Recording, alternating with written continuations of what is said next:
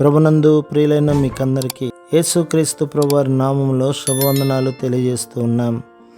దైవజనులు బ్రదర్ భక్త సింగ్ గారి పరిచర్యలో నుండి దైవ మర్మములు. మార్చి 29.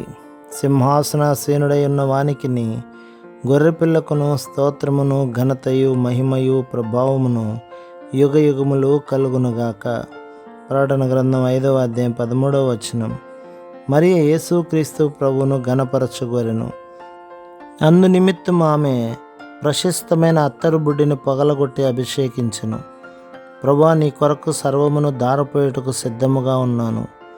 నీవు నా కొరకును లోకమంతటి కొరకును నీ జీవితమును గొర్రెపిల్ల వలె సమర్పించుకొనై ఉన్నావు. నీవే నా రాజు, నా సృష్టికర్తవు. నీ నిమిత్తము సమస్తమును దారపోయేటకు నేను సిద్ధముగానున్నాను. నీవేది కోరినను దానిని నీకిచ్చుటకు సిద్ధముగానున్నాను అని తెలుపుటకు మరియ ఈ కార్యమును చేసెను. ఇదియే నిజమైన ఆరాధన.